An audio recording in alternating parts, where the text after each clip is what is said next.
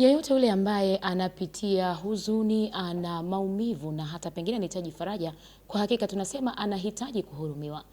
Karibu mtazamaji wa Mwangaza Digital na msikilizaji wa Radio Mwangaza FM. Kwa siku njema ya leo, tutakwenda kuzungumza na kujikita katika kufahamu zaidi kuhusu Dominika ya Huruma ya Mungu. Ni Dominika ya namna gani? Na katika mengi, hii Dominika inamfaidisha vipi ama inamnufaisha vipi muamini Mkatoliki? Kukualika kwa kipindi hiki maalum siku njema ya leo ni mimi Rose James Kipeleka. Karibu tuambatane sote. Nyuma ya kamera Nemes Victor Michael, na kwa siku ya leo tutakwenda kufahamu mengi kuhusu Dominika hii ya Huruma ya Mungu, tukiungana naye Shemasi Philip Mtwa wa Jimbo Kuu Katoliki Dodoma. Tumsifu Yesu Kristo. Milele amina. Hongera kwa utume na karibu sana studio za Mwangaza FM. Asante, nashukuru.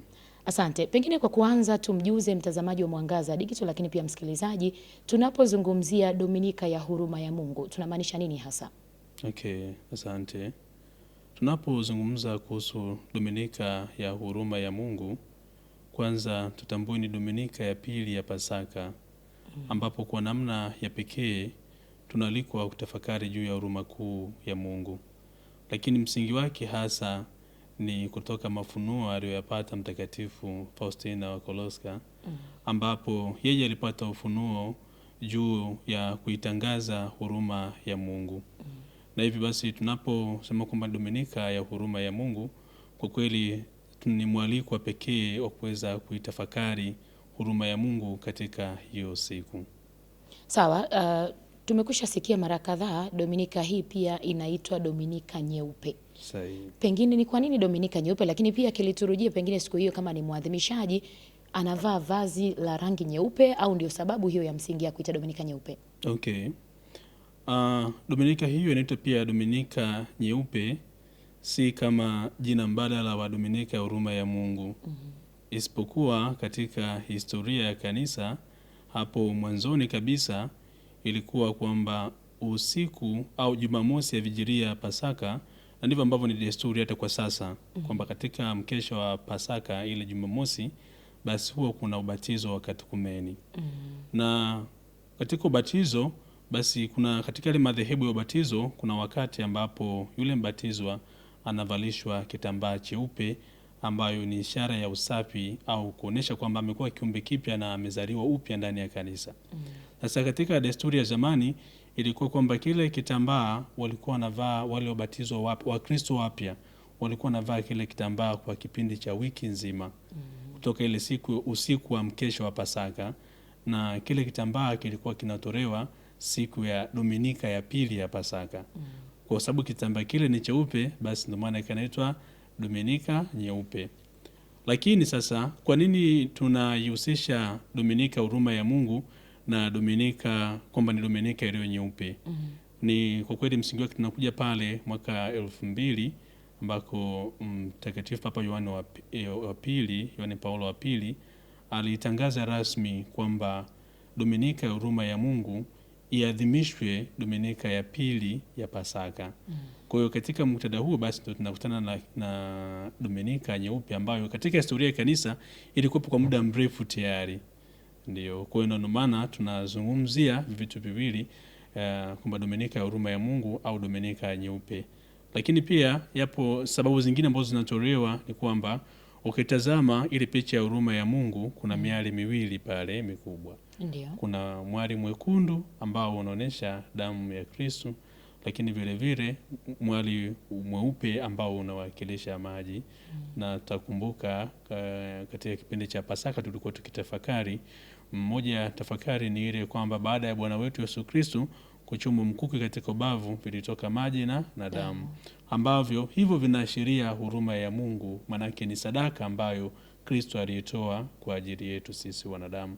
Kwa baadhi wanaweza ukatazama kwamba Dominika hii huitwa Dominika Nyeupe kwa sababu ya ule mwali ambao umetoka katika ubavu wa Kristo, lakini msingi hasa ni hilo ambalo nimeeleza katika historia kwamba ni na kitambaa ambacho wabatizo wapya walikuwa wakivalishwa na kilikuwa kinatolewa katika Dominika ya pili. Kwa hiyo ni kuonesha kwamba sasa hawa ni Wakristo wapya, wamezaliwa maisha mapya na mambo ya zamani wameachana nayo.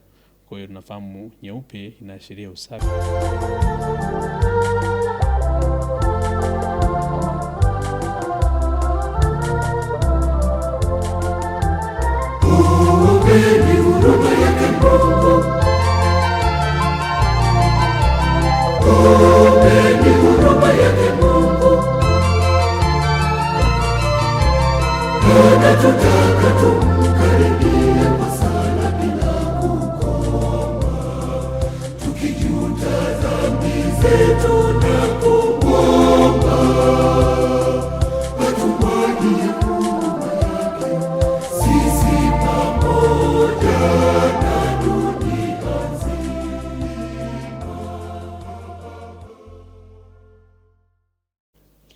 Tukiwa tunaelekea ukingoni mwa mada yetu leo tunapoizungumzia huruma ya Mungu, hasa tukiitafakari na kwa namna kipekee tunapojikita katika kuifahamu zaidi kwa undani Dominika ya huruma ya Mungu.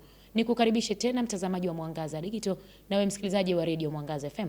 Nikukumbushe kwa siku ya leo tunapoizungumzia Dominika ya huruma ya Mungu, tuko na Shemasi Philip Mtwa wa Jimbo Kuu Katoliki Dodoma. Nyuma ya kamera ni Ms. Victor Michael na mtangazaji wako Rose James Kipeleka. Na tamani kwa wakati huu tufanye hitimisho kwa kile ambacho tunakizungumza, lakini baadaye tutaendelea kwa vitu vinginevyo tunapoendelea zaidi kuzungumza kuhusu masuala mazima ya Dominika hii ya huruma ya Mungu, lakini zaidi ni kwa namna gani tunaweza kuiadhimisha. Nikukaribishe baba ufanye hitimisho hasa katika kuizungumzia Dominika hii ya huruma ya Mungu. Karibu. Asante. Basi nihitimishe mazungumzo haya ambapo tumekuwa tukizungumzia kuhusu Dominika ya huruma ya Mungu katika kuendelea kuhimiza Wakristo wote na wanadamu wote, kwa sababu swala la huruma si jambo la Wakristo tu, lakini wanadamu wote, kwa sababu kama ambavyo tuliona umuhimu wa kuoneana huruma, au moja ya tunda la huruma ni msamaha katika mahusiano ya wanadamu popote pale, iwe atangazia familia, jamii, hata taifa pia na ulimwengu kwa ujumla. Bado msamaha imebaki kuwa nyenzo muhimu ya kuweza kuleta upatanisho baina ya watu. Kwa basi ni mwaliko kwa watu wote, si Wakristo tu, lakini kwa wanadamu wote ni warike kwamba tuendelee kuishi hii zawadi ambayo Mwenyezi Mungu ametupatia, zawadi ya huruma, kwa kuoneana sisi huruma, lakini zaidi kwa kupeana nafasi za msamaha kupitia mazungumzo. Na kwa kuhitimisha pia, mwisho si kwa umuhimu kwa Wakristo, Dominika hii tunahitimisha au tunaiadhimisha kwa namna pekee. Tunaalikwa kuwa na ile picha ya Yesu ambayo inaitwa picha ya huruma ya Mungu. Kama ambavyo nilisema mwanzoni, kuna miali miwili mikubwa katika ile picha, mwali mwekundu na mwali mweupe ambao unaashiria maji, na mwali mwekundu ambao unaashiria damu ambavyo vilitoka ubavuni mwa Bwana wetu Yesu Kristo baada ya kuchomwa mkuki. Kumbe ni vizuri basi kama Mkristo unapokuwa unajiandaa, basi uwe na hiyo picha ya huruma ya Mungu, kisari mbele ya hiyo picha, na hiyo siku inapofika basi picha ibaki kama sehemu ya kumbukumbu na kuendelea kukusaidia kuendelea kuitafakari huruma ya Mungu kila unapokuwa unaitazama, kwa sababu picha hiyo inahusiana moja kwa moja na huruma ya Mungu, kwa kuunganisha na lile tukio ambalo lilifanyika siku ya Ijumaa Kuu ambako Kristo alijitoa sadaka kwa ajili yetu, nalo lilikuwa ni tendo la huruma. Kumbe ndivyo ambavyo tunaalikwa kuendelea kuishi hiyo zawadi ya huruma ya Mungu kwetu wanadamu. Asanteni sana. Asante. Kabla ya kuhitimisha kipindi chetu kwa siku njema ya leo, tutakupa nafasi ya kwenda kufahamu. Ametusisitiza hapa Shemasi Mtwa ya kwamba tutafute namna na kuona namna nzuri kabisa ya kusameheana na ndio kuiendea huruma ya Mungu. Tunapoenda kuungama, tukumbuke ya kwamba mimi na wewe tunapotafuta ule msamaha wa dhambi zetu, na sisi tunao wajibu wa kusameheana. Tutapata nafasi ya kukutana na Mwalimu Laurian Walter Nyoni, mtunzi wa wimbo Huruma ya Mungu ulioimbwa na kwaya Mwenye Heri Maria Teresa Ledokoska kutoka parokia Kiwanja cha Ndege, Jimbo Kuu Katoliki Dodoma. Atakuja kutuambia katika wimbo huo yeye alijikita zaidi kwenye nini na kwa nini alilenga hayo katika wimbo huo. Kama ni mafunuo ya Roho Mtakatifu yalimuongoza, atatuambia. Karibu ambatane nasi, bado tuna mengi kwa siku ya leo. Nikushukuru sana Baba Shemasi Mtwa kwa nafasi ya upendeleo ambao umetupa kuungana nasi kupitia Mwangaza Digital, lakini pia Radio Mwangaza FM, zaidi kutufahamisha kuhusiana na Dominika hii ya huruma ya Mungu. Asante, na mimi nashukuru pia kwa kuweza kunishirikisha ili tuweze kushirikishana hayo ambayo tumeweza kuyazungumza kuhusu huruma ya Mungu. Nashukuru sana. Asante na karibu tena wakati mwingine. Asante. Na tunatumai ya kwamba tukikuomba wakati mwingine na ikimpendeza Mungu, basi tutaendelea kushirikishana tena la upendo kwa vipindi mbalimbali. Karibu sana wakati wote. Asante.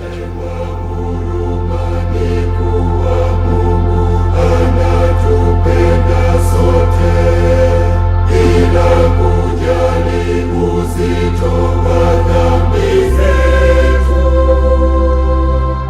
anatutaka tutambue kuwa huruma yake ni nyingi kuliko dhambi zetu.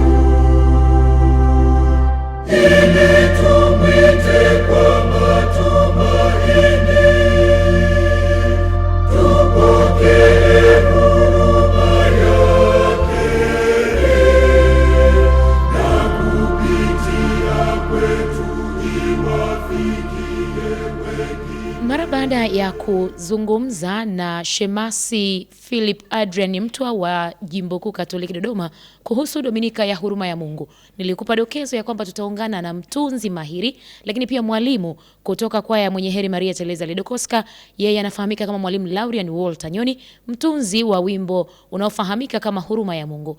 Leo tunapoizungumzia Dominika ya Huruma ya Mungu, tumependa na imempendeza Mungu tukutane naye na atushirikishe katika utunzi wa wimbo wake huo. Ni vitu gani hasa vilimsukuma kuandika na kutunga wimbo ule? Mwalimu, tumsifu Yesu Kristo. Milele amina. Karibu sana katika studio za Mwangaza FM. Asante sana ndugu mtangazaji. Si mara yako ya kwanza kufika hapa, lakini leo ni mara ya kwanza kwa sababu tunakwenda kuzungumzia wimbo mmoja na sio katika ujumla kama ambavyo huwa tunazungumza kuhusiana na kwaya na masuala mazima ya uimbaji. Leo tutajikita kuzungumza kuhusiana na wimbo Huruma ya Mungu. Watu wanakufahamu wengine na wengine pengine hawakufahamu. Kwa kidogo, kwa kifupi sana, natamani utugusie pengine wewe safari yako ya muziki ilianzia wapi kidogo sana. Karibu. Asante ndugu mtangazaji. Safari yangu ya muziki ilianza zamani, tangu nikiwa mtoto mdogo. Tangu nikiwa mdogo sana nilijikuta tunapenda muziki. Kwanza nilikuwa napenda sana muziki ya kidunia. Kumechangamka. Lazima niseme kweli. Nilikuwa napenda sana muziki nikiwa mtoto mdogo.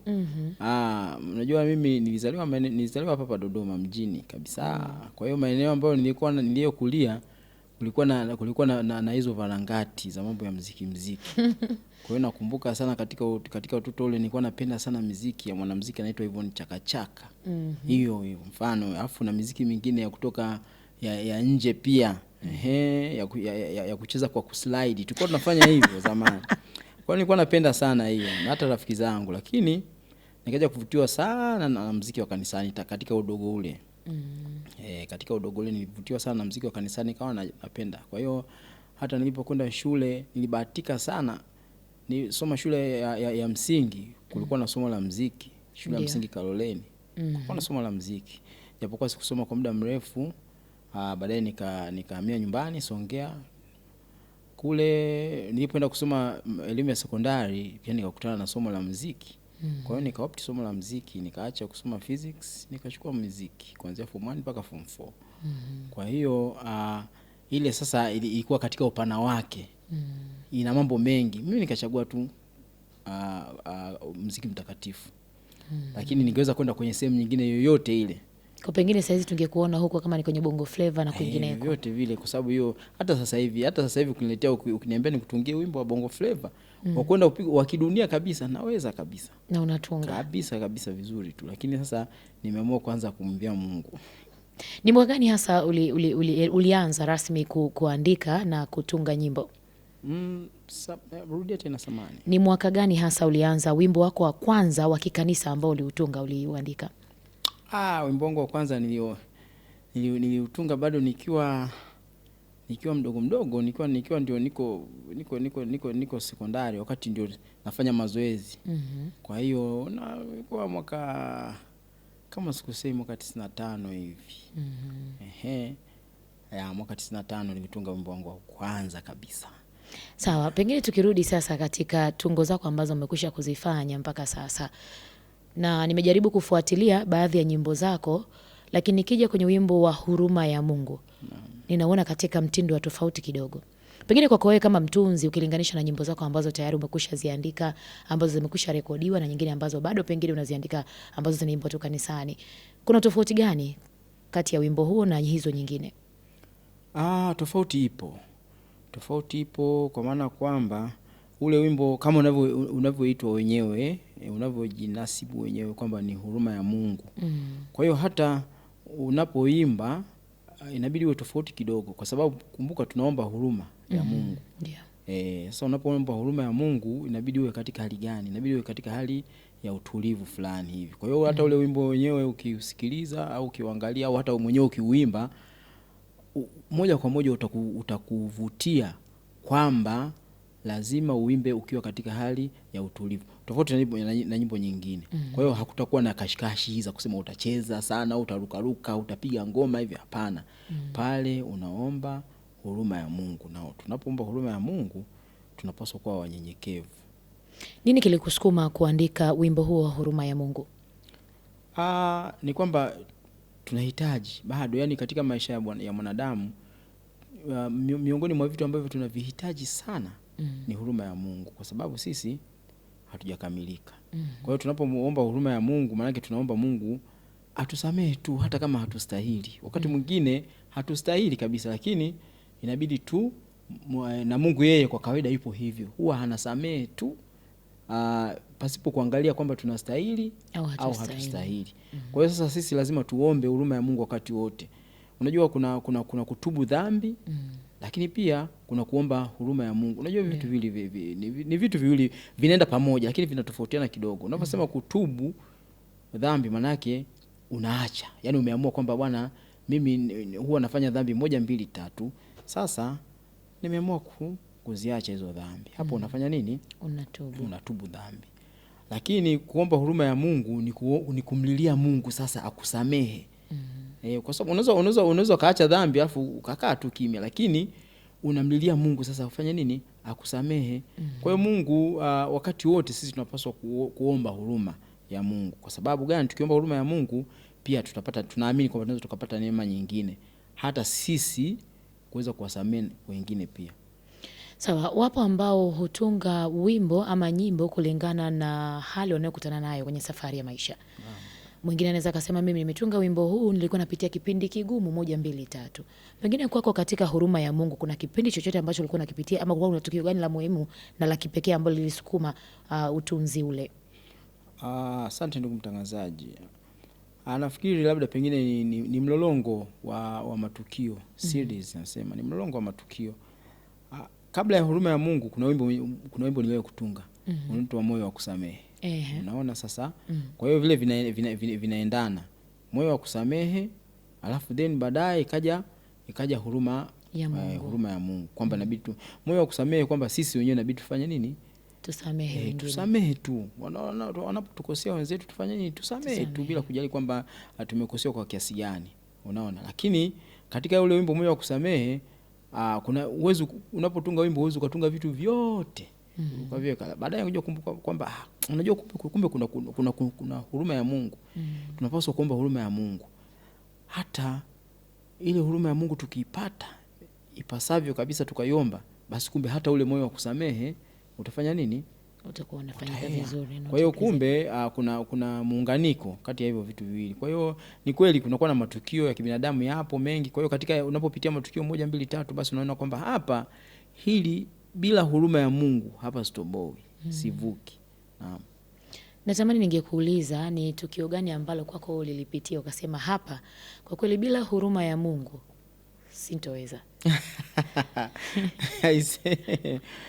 Ndugu mtangazaji, anyway sijui, lakini matukio ni mengi. Matukio ni mengi tu kwa kweli. Wakati mwingine nilishawahi kufanya mahojiano na wewe, nilishakwambia kwamba kuna matukio ambayo wakati mwingine bila huruma ya Mungu huwezi ukatoboa. Kwa mfano nitoe mfano matukio ya mbali. Kwa mfano nilishawahi kusema kwamba kuna mali fulani nilishawahi kunusurika kuuawa. Unaona? Sasa nimenusurika kuuawa, lakini kwa kazi ya utume. Kuuawa kabisa, sio kule kuuawa mtu anakutishia kwamba nitakuua. Huko hafanya na nitakuua huko anakutishia unakimbia. Anakuja kabisa kwamba ameshajiandaa, yuko tayari, na kwamba sasa wewe inabidi utafute njia ya kujiokoa. Unaona? Lakini mtu au watu waliofanya hivyo niliwasamehe, lakini kuwasamehe kule sio kwamba ni hivi tu. Hiyo ni neema tu, na nafikiri ni huruma ya Mungu yenyewe pia. Unaona? Huo tu ni mfano. Lakini pia kuna vitu vingi kama binadamu huwa tunapitia. Unaona, tunapitia vitu vingi ambavyo wakati mwingine vinatuumiza sana. Na binadamu sisi kuna masuala ambayo huwa yanatuumiza sana. Kwa mfano kwenye masuala ya kiuchumi. Huwa yanatuumiza sana, huwa yanaacha majeraha sana. Maana uchumi ukitikisika ukayumba wakati mwingine, lakini pia ukaonekana umesababishwa na hapo, sasa inahitajika huruma ya Mungu. Lakini pia kuna masuala mengine ya kimahusiano pia. Unapokuwa kwenye mahusiano yale pia huwa yanaumiza sana. Ikatokea vitu vikaumiza sana pale, wakati mwingine watu pale ndio huwa wanaapa. Mimi sintokuja. Unaona? Sasa huruma ya Mungu inahitajika hapo. Kwa hivyo vitu vyote tunapitia si kama binadamu, hata mimi kama binadamu nimepitia vitu vya namna hiyo. Kwa hiyo kwa namna moja ama nyingine pia mimi kama mimi sio kwa ajili ya kutunga tu wimbo watu wasikie, lakini pia mimi mwenyewe nahitaji huruma ya Mungu. Pengine ni kwa namna ambavyo wimbo huu umewafikia watu mpaka sasa, wapo ambao wameshasikia pengine kutokana na uimbaji ambao uliimbwa na kwaya Mwenye Heri Maria Teresa Ledokoska kutoka parokia ya Kindege. Natamani kujua pengine kuna yeyote baada ya wimbo ule kutoka, pengine labda kuna watu walikutafuta wakakwambia kupitia wimbo ule nimefanikiwa 1 2 3, ama nilikuwa napitia hili nimevuka kwenye hili. Anyway, watu unajua kuna ile mtu anasema tu kwamba wimbo nimeguswa sana na wimbo. Nimeguswa sana na wimbo. Lakini sio lazima mtu aseme. Inawezekana labda kuna mtu mwingine anasema tu ameguswa, lakini vitendo vyake au jinsi anavyoelezea ameguswa kwa kiasi gani, asiseme, utajua tu kwamba labda pengine kuna tukio. Tofauti na nishawahi kutoa mfano tofauti na Moyo wa Kusamehe, kuna mtu mmoja alitoa ushuhuda mkubwa sana, ambao pia kwa kweli hilo mimi bado imebaki alama kwangu. Lakini kwenye upande wa huruma ya Mungu sikuwahi kupata mtu ambaye amesema kwamba kutokana kulikuwa na 1 2 3 huu wimbo umenisaidia 1 2 3, isipokuwa unaangalia vitendo vya watu. Kwa mfano tuliwahi kwenda mwaka juzi, nafikiri mwaka 2023 tulikuwa na tamasha. Ndio. Tamasha iliandaliwa na kwaya Mwenye Heri Maria Teresa Ledokoska. Ni tamasha lile nadhani tulialika kwaya rafiki zetu, kwaya ya Mtakatifu Kizito kutoka Dar es Salaam. Tulikuwa tuna nyimbo nyingi za walimba nyimbo na sisi pia tukaimba. Katika nyimbo miongoni mwa nyimbo tulizozichagua ilikuwa ni ya huruma ya Mungu. Pale kwenye tamasha ziliimbwa nyimbo nyingi sana. Na mwishoni pale watu kila wimbo unaoimba watu wanafanya nini? Wanafurahia. Lakini ilipofika tulipoimba wimbo huruma ya Mungu, mwishoni kabisa tumemaliza, kuna mtu akajitokeza akasema tu kwa wimbo huu mimi akatoa kiasi kikubwa cha fedha. Akatoa kiasi kikubwa sana cha fedha kwa ajili ya wimbo huo tu pekee yake. Sasa pale kulikuwa na nyimbo nyingi sana ziliimbwa, lakini yeye wimbo ulimgusa hadi akatoa kiasi kile cha fedha, kiasi kikubwa tu cha fedha. Kwa hiyo maana yake ni kwamba pengine kuna kitu kilimgusa, sio yani hakuwa na namna nyingine ya kuelezea. Hicho kitendo alichokifanya cha kutoa kiasi cha fedha pengine kinaweza kikatafsiri kwamba kuna namna ambapo ule wimbo umefanya nini, umemgusa katika maisha yake.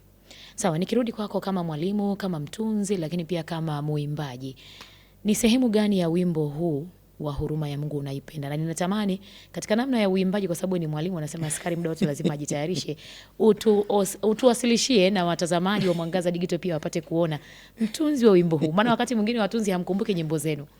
Ni kweli kabisa. Sehemu gani wewe ya wimbo huu unaipenda sana, na utuimbie, alafu kimaliza tuambia kwa nini hiyo sehemu unaipenda zaidi?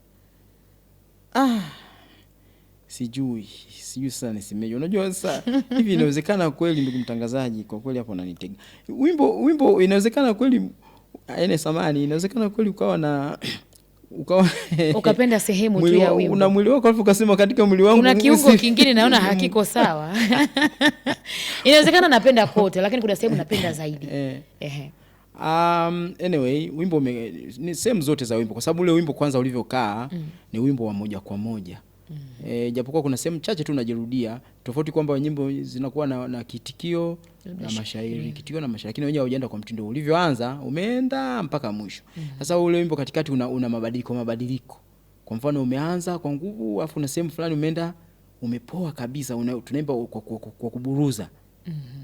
Unaburuza, kuna sehemu nyingine tena unaanza kwa kukimbia kidogo, alafu kuna sehemu nyingine unabadilika ufunguo, unaona, unakuja tena unaburuza. Alafu na sehemu nyingine unaenda hivyo, kupokezana sauti, kunaitwa counterpoints. Unaanza sauti ya kwanza, unafuata sauti ya tatu, ya pili, ya nne, hivyo unachanganya mwisho unamaliza kwa pamoja. Kwa hiyo wimbo umeenda una variations tofauti. Sasa ukisema kwamba labda sehemu gani naipenda sana, anyway sijui, lakini mimi kuna sehemu fulani ile ambapo mara ya kwanza unabadilika ufunguo. Unabadilika ufunguo, alafu wewe unarudi tena ufunguo wake wa kawaida ulioanza nao. Hiyo sehemu ya kwanza. Alafu sehemu ya pili ni kule ambapo sauti zinafanya nini? Wanaanza counterpoints. Wanaanza sauti ya kwanza, wanakuja kudakia sauti ya tatu, baadaye wanakuja kudakia sauti ya pili, sauti ya nne. Sehemu hizo pia nazipenda. Nimetunga mwenyewe, nazipenda sana. Lakini pia kuna sehemu nyingine zinaniboa. Yaani mtunzi mwenyewe, lakini kuna sehemu wakati unatunga uliona ziko sawa, lakini kwa sasa hivi unasema ukizisikiliza kama kuna namna. Mimi ni sehemu ni nzuri kwa kweli na zinapaswa. Lakini sasa naogopa kusema sehemu yenyewe inaniboa kwa sababu ndio sehemu yenyewe ndio sala sasa kwenye sehemu ya sala. Unaona sasa? Kuna sehemu ya sala sasa pale inasema tuombe. Tuombe, alafu inatamkwa sala ya huruma ya Mungu. Inatamkwa yote mpaka mwisho ile sala kwa kuburuza. Unaona? Sasa ile sehemu kwa kweli ni nzuri ukisikiliza vizuri, lakini kwa kuimba kuna sauti nyingine, kwa mfano hasa sauti ya tatu. Mimi mwenyewe mwalimu, lakini mimi ni mwimbaji wa sauti ya tatu. Ndio. Kwa hiyo kuna sehemu fulani sauti ya tatu kama vile unataka kulia hivi, sauti imevunjwa hii inaenda hivi, yani mtu utafikiri anataka kuanguka. Unaona? Kwa hiyo ikifika eneo hilo sasa, tukiimba ikifika eneo unasema sasa ile eneo lile ndio limeshafika sasa. Mkristo ushike moyo. Tukivuka hapo nasema afadhali tumevuka. Kwa hiyo ipo namna hiyo. Lakini kiujumla kwamba wimbo ni mzuri na mimi mwenyewe naupenda kwamba ni wimbo mzuri. Sawa, usituuzie mbuzi kwenye gunia. Tunatamani tusikie sauti yako ukiimba sehemu ya wimbo huo wa huruma ya Mungu. Jamani. Na imani watazamaji walikuwa nasema kama ni mtunzi wimbo ni wa kwake, ni mwanakwaya, umesema sauti ya tatu, safi kabisa. Mwalimu unafundisha sauti ya ngapi na ya ngapi? Au sauti zote? Nafundisha sauti zote. Maana yake hautokosa cha kuimba. Naam. Chagua kwa sauti yoyote utatuimbia. Lakini unajua ndugu mtangazaji, wewe sijakataa. Lakini unajua ndugu mtangazaji, unajua sisi walimu au wanamuziki mara nyingi tumezoea tunapokuwa tunaimba, tunakuwa tunaimba tunakuwa na rejea. Hatuki kutoka kichwani. Unajua hiyo ndio weledi wenyewe kwamba lazima tuwe na rejea. Sasa ungeniandaa mimi ningekuja na nota zangu hapa, ningesema vizuri. Lakini ukiniambia nitaimba, lakini sasa sitakuwa huru sana. Imba hata kidogo. Na imani watazamaji wana shauku ya kusikia. Pengine mwingine hajawahi kuona huo wimbo au hajawahi kuusikia, lakini anatamani kusikia kutoka kwako. Labda inaanza sauti ya kwanza, lakini itaimba kwa sauti yangu mimi. Haina shida. Ombeni huruma yake Mungu. Ombeni huruma yake Mungu.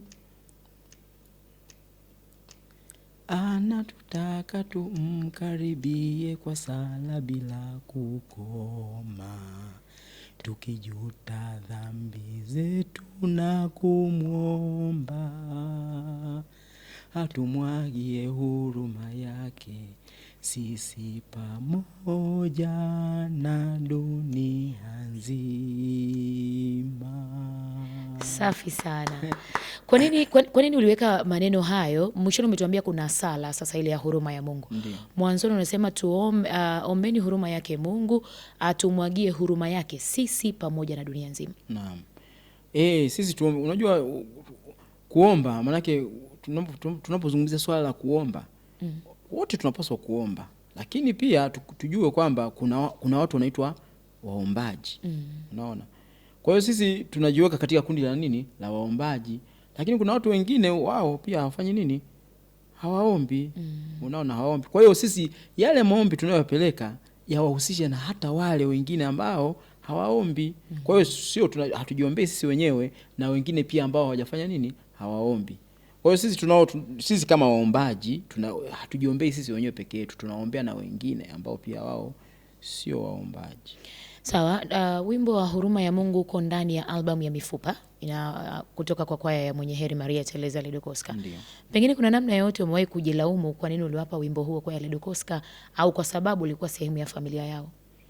Kujilaumu kwa maana ipi ndugu mtangazaji? Wanasema kuna wakati mwingine unaweza kumpa mtu kitu alafu ukasema hiki nimempa lakini hajakitendea haki.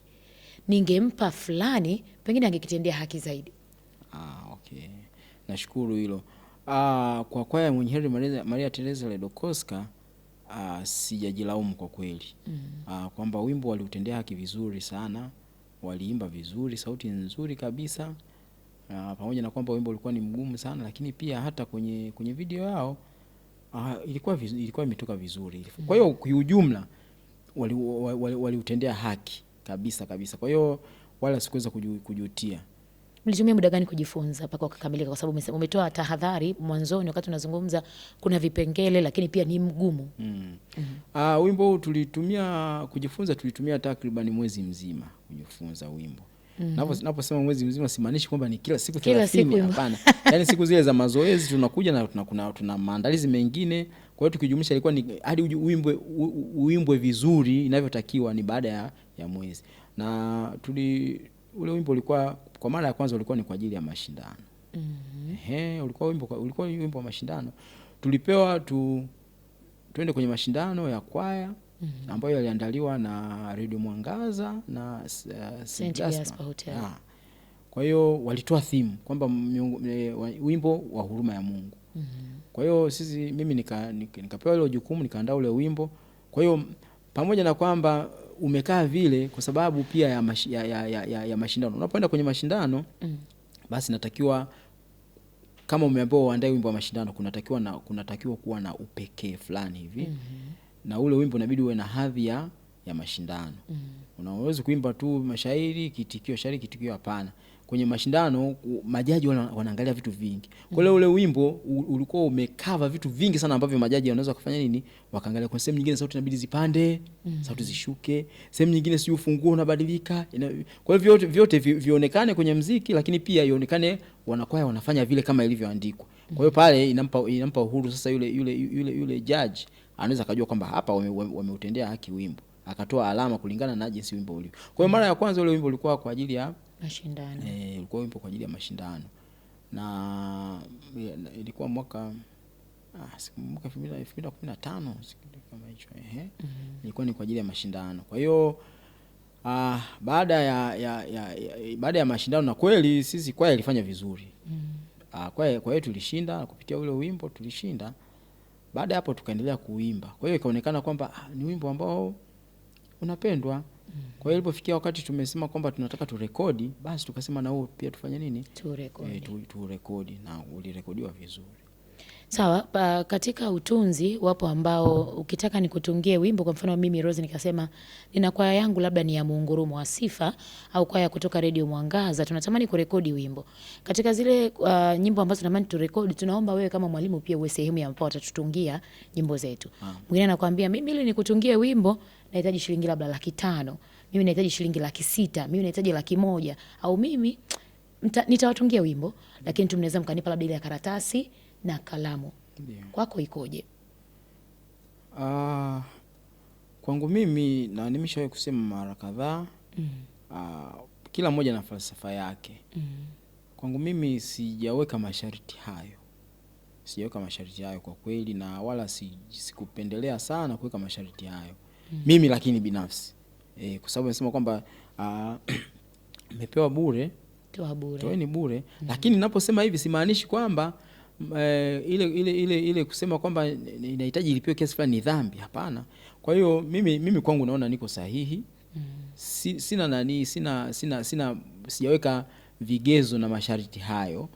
Lakini kuna wengine walioweka vigezo hivyo pia wala sioni kwamba wanafanya vibaya. Wako sahihi pia kutokana na mtazamo wao, kwa sababu kweli ni muda inabidi ukae chini. Lakini kuna wengine wanasema kwamba okay, kama mnaenda kutunga, mnaenda kurekodi, alafu baadaye ili muuze mpate fedha, je, mimi naye andika. Kwa hiyo pia na wenyewe wako sahihi. Lakini mimi upande wangu sijapenda sana nifanye hivyo. Japokuwa pia kuna kipindi ambapo imekuwa ikinigharimu pia. Ikinigharimu kwa maana kwamba mtu anaomba, na kwa sababu kuna wengine tayari wanajua, nishasema mtu anasema kabisa mwalimu, wimbo kiasi gani? Anasema wala mimi hamna haja ya kiasi, mimi nitakupa wimbo. Kwa hiyo akienda kule kwenye kwaya yake anaenda kusema bwana wimbo au anasema kule anataja dau kule kwamba wimbo kutoka kwa mwalimu ni hiyo imeshatokea ni kiasi fulani. Wakati mimi sijasema. Unaona, kwa hiyo ndio changamoto ambayo nimeshawahi kuipata kutokana nayo. Lakini pia kuna changamoto nyingine ambayo pia na hiyo sikuipenda sana, kwamba mtu sehemu nyingine wanatoa hela, wanalipia. Mimi kwangu nasema wala usilipie. Lakini sasa inakuja ameomba wimbo, pengine yuko mbali, nimeshatunga ule wimbo, sasa inabidi nimtumie. tena nitumie gharama zangu tena. Wengine wako hivyo tena, anauliza kama mwalimu sasa wimbo tayari. Sasa mwalimu, sasa inabidi unatutumiaje sasa? Na kama yani sasa unajua kuna shida kujiongeza hata la kutuma wimbo. Kwa hiyo kwa kipindi cha nyuma ilikuwa shida kidogo, maana yake inabidi uende sijui ukaskani. Yaani umeandika kwenye ukaskani, unaenda kwenye internet cafe ukaskani, baadaye pale ufanye nini? Watumie, unatumia gharama pale. Kwa hiyo hilo pia walikuwa hawatendi haki katika hilo. Lakini baadaye nikawa nimewaambia kwamba inabidi mjiongeze sasa. Unaona, wimbo mimi nitatengeneza vizuri, lakini kwenye swala la kutumia inabidi nyewe mjue kwamba wimbo mnaupataje ni juu yenu nyewe. Mtazamaji wa Mwangaza Digital na msikilizaji wa Radio Mwangaza FM, kama ndo kwanza unaungana nasi, nikukumbushe tuko katika Dominika ya Huruma ya Mungu. Kwa namna ya kipekee tulianza naye Shemasi Philip Adrian Mtwa wa Jimbo Kuu Katoliki Dodoma, ambaye alitujuza kuhusiana na Dominika hii ya Huruma ya Mungu. Sasa tuko na Mwalimu Laurian Walter Nyoni, mwalimu na mtunzi kutoka kwaya Mwenye Heri Maria Teresa Ledokoska, parokia ya Kiwanja cha Ndege, Jimbo Kuu Katoliki Dodoma, lakini pia ni kiongozi wa ukokata Naam. Kwa hapa Jimbo Kuu Katoliki Dodoma. Ndio. Kwa nafasi ipi? Ni mwalimu kiongozi wa kata Jimbo. Uko kata Jimbo, mwalimu kiongozi. Lakini naye maliza muda wangu, naenda kumaliza muda wangu. Bado haujaisha kwa sasa. Kwa mpaka utakapoisha, wanasema haijaisha mpaka ishe. Kwa hiyo ukimaliza basi tutajua hapo inakuwaje. Na katika namna ya kipekee pia yeye tumemwalika leo hii kuzungumza na akitushirikisha tone la upendo kuhusiana na utunzi wake. Lakini kwa namna ya kipekee, na sababu kubwa iliyofanya tukapata msukumo wa kumwalika hapa studioni, basi ni kutokana na utunzi wa wimbo wake unaofahamika kama Huruma ya Mungu. Ametushirikisha kuhusiana na namna ambavyo alianza katika safari yake ya kimuziki na hata kufikia utunzi huo wa wimbo. Kwa muda huu, msikilizaji na wewe mtazamaji wa Mwangaza Digital, ni kukaribisha tukapata nafasi ya kusikiliza sehemu ya wimbo huu wa Huruma ya Mungu. Kutazama na kusikiliza sehemu ya wimbo huu tutarejea punde.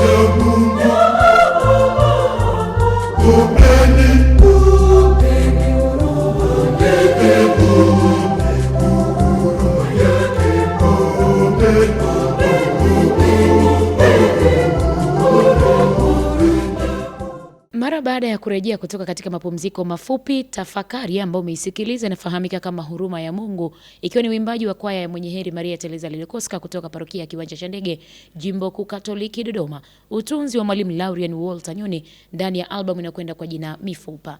Tumerejea msikilizaji na wewe mtazamaji wa Mwangaza Digital. Wakati huu tunakukaribisha tuendelee na mahojiano yetu na Mwalimu Laurian Walter Nyoni. Katika sehemu ya wimbo wako kuna maneno ambayo yanatajwa pale. Mimi nimeyapenda na ninatamani pia tuwashirikishe watazamaji lakini pia wasikilizaji. Katika wimbo huu kuna maneno yanasema tuoneshe upendo na msamaha, alafu ikahitimisha ombeni huruma yake Mungu. Katika huruma ya Mungu tuna haja ya kuwa na huu upendo na hata msamaha. Asante ndugu mtangazaji. Yaani kweli katika huruma ya Mungu tunahitaji kuwa na hivyo vitu vyote viwili. Tunahitaji kuwa na upendo na msamaha. Kwa sababu utakapokuwa na upendo tunaweza kufanya nini? Kuwasamehe wenzetu. Na hata hiyo huruma ya Mungu tunaiona ukienda kwenye Zaburi ya 100 na ngapi? 103 kama sikosei. Anasema Bwana anafadhili. Ni mwingi wa huruma. Simupesi Bwana amejaa huruma na neema. Yes, Bwana amejaa huruma na neema. Simupesi wa hasira. Ni mwingi wa fadhili. Unaona? Hiyo kwamba ndani ya huruma kuna upendo. Unaona? Lakini pia Bwana anatusamehe makosa yetu. Ukienda kwenye kwenye maandiko pia Isaya kama sikosei Isaya 55 kuanzia 6 mstari wa 6 na kuendelea kote kule. Amesema mengi sana kuhusiana na mtu mbaya na aache njia zake, na mtu asiye haki aache mawazo yake, na amrejee Bwana naye atafanya nini? Atamrehemu. Unaona? Kwa hiyo kumbe tukimrejea Mungu ataturehemu, japokuwa yeye Mungu huwa anatusamehe bila hata kujali kwamba tumetubu au hatujatubu. Kwa hiyo sisi tunahitaji kuonesha upendo na msamaha. Yaani tuwapende wenzetu, lakini pia ndani ya upendo ule kunakuwa na msamaha. Upendo una masharti. Na masharti ya upendo ni magumu sana. Unajua kutamka tu upendo, kusema tu mimi nakupenda ni rahisi sana. Ukimwambia mtu nakupenda, kabla hujasema inabidi uitafakari. Uyakubali mapungufu yake yote, na hata atakapokuudhi kwa kiasi gani usihesabu. Chochote hata usikihesabu. Kwa kufanya vile kwa kufanya vile ndio kweli wewe unampenda. Sio kumpenda tu kwa kununulia, kwa kufanyia surprise ya kununulia nguo ndio. Hapana. Kwa hiyo ule uvumilivu, upendo huvumilia, hauhesabu mabaya. Upendo haufanyi nini, vile vitu ambavyo sasa ndio inabidi ukiwa navyo vile vitu, definitely kwenye msamaha lazima utakuwepo. Utaweza tu kumsamehe mwenzako. Kwa hiyo inabidi tuoneshe upendo na msamaha. Kwa nini? Kwa kuomba huruma ya Mungu. Kwa hiyo tukiomba huruma ya Mungu na Mungu akatujalia, basi hata hivyo vitu pia atatujalia ili tuweze kuvionesha kwa wenzetu. Sawa, kwa kuhitimisha kipindi chetu kwa siku ya leo, na kipi cha kumwambia mtazamaji wa Mwangaza Digital, lakini pia msikilizaji wa Radio Mwangaza FM, hasa katika Dominika hii ya huruma ya Mungu, kama mtunzi wa wimbo wa huruma ya Mungu na mtunzi wa nyimbo nyingine? Labda kwa mtazamaji ni kwamba tufahamu, tunasema tunaomba huruma ya Mungu. Wakati mwingine tunasali novena ya huruma ya Mungu. Ina maana sana kwetu sisi. Unajua ni neema ya pekee kupata vitu vya namna hiyo, kuvifahamu vitu vya namna hiyo. Wale wenzetu, mababu zetu wa zamani huko, hawakupata neema ya namna hii. Sisi kama tumepata neema, tena tumepata bure kabisa, basi tuitumie, na sio tuitumie kwa kusema au kusikiza tu, tuitumie kwa vitendo. Tuombe haswa kutoka moyoni huruma ya Mungu. Sisi bado tunahitaji huruma ya Mungu kila siku, kwa sababu ya ubinadamu wetu. Sisi kila siku tumekuwa tukitenda dhambi, kila siku tumekuwa tukimkosea Mungu. Kwa hiyo sio kutubu tu, lakini pia na kumuomba Mungu atusamehe, tumlilie atusamehe hata kama hatufanye nini, hatustahili. Lakini pia tusishie tu kwamba tumuombe Mungu msamaha, pia na sisi tuwasamehe wengine. Na huo ndio mtihani mkubwa ambao tunao sisi katika dunia hii. Hata ukiangalia vita inatokea, watu wamegombana nchi na nchi, ni neno moja tu. Mmoja wapo kati ya wale wawili angeamua kutoa msamaha, wala tusingefika kote huko. Yaani angeamua tu kusamehe, kwamba umeambiwa maneno mabaya, ukiamua kusamehe basi yataisha, na Mungu ataweka neema yake pale, wala hayatakuletea maumivu, kwa sababu umeamua kusamehe kutoka moyoni. Kwa hiyo ndio mtihani mkubwa ambao tunao. Mimi nawaambia watazamaji kwamba tusiishie tu kusema kwamba tunaomba huruma ya Mungu, basi tuifanye, tuiombe, lakini pia tuipractice kwa vitendo kabisa, kwamba hii ni huruma ya Mungu, na sisi tuoneshe kwa wenzetu kwamba tunamlilia Mungu atuhurumie. Lakini sisi pia sisi upande wetu tunashindwa kuwahurumia wenzetu, haitaleta maana. Mtazamaji wa Mwangaza Digital na msikilizaji wa Radio Mwangaza FM, kwa namna ya kipekee ni mshukuru kwa dhati Shemasi Philip Adrian Mtwa wa Jimbo Kuu Katoliki Dodoma, lakini pia nimshukuru Mwalimu Laurian Walter Nyoni. Hawa wote wamefanikisha kukamilika kwa kipindi chetu kwa siku njema ya leo, tunapoizungumzia na tulipoizungumzia kwa kina Dominika ya huruma ya Mungu, kama ambavyo wengi tunaitambua pia kama Dominika Nyeupe. Siku njema leo, natumai umesikia vitu vingi, na kwa namna ya kipekee na umeshiriki huruma hiyo ya Mungu kwa kushiriki nasi kipindi, kuifahamu ina maana gani, inaadhimishwaje, na waamini tunaweza kuiadhimisha vipi. Lakini pia tunasema kuimba vizuri ni kusali mara mbili. Hivyo tushiriki vizuri kwa kusali mara mbili, kwa kuimba kupitia utunzi wa Mwalimu Laurian Walter Nyoni, huruma ya Mungu. Kwa niaba ya Nemes Victor Michael nyuma ya kamera, na kwa niaba ya wageni wetu Shemasi Philip Adrian Mtwa na Mwalimu Laurian Walter Nyoni, mimi ni Rose James Kipeleka, Simba ukinita dada wa upendo. Asante kwa kuwa pamoja nasi, na tunapohitimisha, mimi pamoja na Mwalimu Laurian Walter Nyoni tunakuaga kwa namna hii. Ombeni huruma yake Mungu, ombeni huruma yake Mungu, anatutaka tumkaribie kwa sala bila kukoma. tukijuta dhambi zetu na kumwomba atumwagie huruma yake, sisi pamoja na dunia nzima.